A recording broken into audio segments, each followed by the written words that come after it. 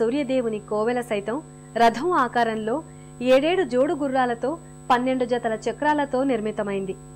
అక్కడ త్రికాల సంధ్యలకు ప్రతీకగా సూర్యభగవానుని 3 విలక్షణ మూర్తులను దర్శించుకోవచ్చు.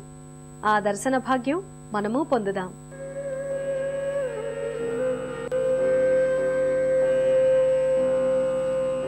ఆదిదేవ నమస్తుభ్యం ప్రసీద మమ భాస్కరం. దివాకర నమస్తుభ్యం ప్రభాకర నమో. సూర్య నమస్కారంతో ఆ రోజంతా సకల శుభాలు జరగాలని సూర్యుణ్ణి స్మరిస్తాం. ప్రధాన మందిరం 229 అడుగుల ఎత్తున నిర్మించారట. విమాన శిఖరంగా ఓ భవ్య శిలను పలు ఆకృతుల నగిశీలతో నల్లని కృష్ణశిలను చెక్కించారట.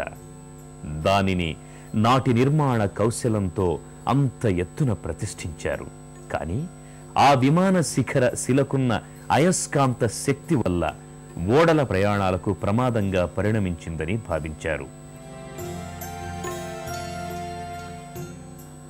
పోర్చుగీసు నావికులు కొందరు నాటి తమ అధికారాలను ఉపయోగించి ఆ విమాన శిఖరాన్ని తొలగించారట. ఆ తరువాత ఆ శిల అయస్కాంత బలంపై ఆధారపడి నిలిచిన పలు శిల్పాలు, ప్రాకారాలు, గోపురాలు, స్తంభాలు ఒక్కొక్కటిగా కూలిపోయాయని ఇక్కడి వాళ్ళు చెబుతారు.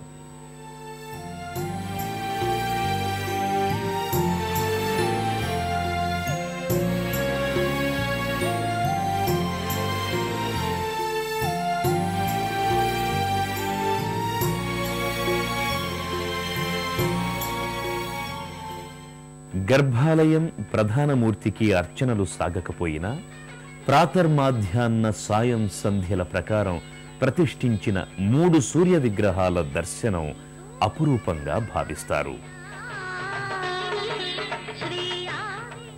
ఉదయం బ్రహ్మస్వరూపం, మధ్యాహ్నం మహేశ్వర రూపం, సాయంత్రం సదా విష్ణు రూపం అన్నట్లుగా ఆ 3 సూర్యమూర్తులు దర్శనమిస్తారు. కోణార్క ఆలయ సముదాయానికి ఉత్తరం వైపున ఉదయభానుని విగ్రహాన్ని దర్శించుకుంటారు. ప్రాతకాల సూర్యుని కిరణాలు ఆ విగ్రహానికి కిరణాభిషేకాలు చేస్తున్నాయా అన్నట్లు ఉషోదయ వెలుగులు పడతాయి. అందుకేనేమో సూర్యుని మోములో చిరునగవు కనబడుతుంది. దక్షిణం వైపున మధ్యాహ్నపు ఎండ అర్చన చేస్తున్నట్లుగా ఉంటుంది. మార్తాండ సూర్యునిగా మధ్యాహ్నపు సూర్య విగ్రహం చిరుకోపంగా దర్శనమిస్తుంది.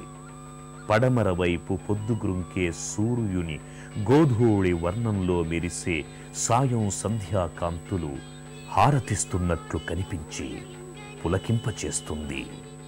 సౌందర్యాన్నే అబ్బురపరిచేంత సౌందర్యం ఈ కోనార్క ఆలయానిది. ఇంతటి అందమైన కట్టడం వెనుక ఓ విషాద గాథ సైతం క్రీనీడలా ఉంది. ఒడిశాలోని ఖుర్దా రాజ్య పాలకుడైన గాంగేయ వంశపు రాజు 1వ రాజనరసింహదేవుని ఆదేశానుసారం కోనార్క భవ్య మందిర నిర్మాణం ప్రారంభమైంది. 18 ఏళ్ల పాటు సాగిన ఆ నిర్మాణం ఎంతకూ పూర్తి కావట్లేదట. రాజుగారు వెంటనే నిర్మాణం పూర్తి చేయాలని అతి కొద్ది గడువు నిర్ణయించాడట. ప్రధాన శిల్పి అయిన బిసు మహారాణా కొడుకు 12 ఏళ్ల ధర్మపాలుడు వచ్చి పరిస్థితిని గమనించాడు.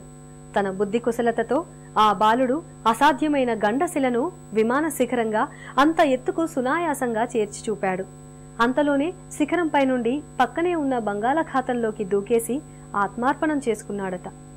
సమిష్టి శ్రమ, శిల్పకళా చాతుర్యం, అనన్య త్యాగాలతో నిర్మితమైన కోనార్క్ ఆలయంలో తప్పనిసరిగా చూడదగ్గ విశేషాలు ఎన్నో ఉన్నాయి. ప్రధాన ఆలయాన్ని, త్రికాల సూర్యదేవుల ప్రతిమలను దర్శించుకున్న భక్తులు ఛాయాదేవి మందిరానికి వెళ్తారు.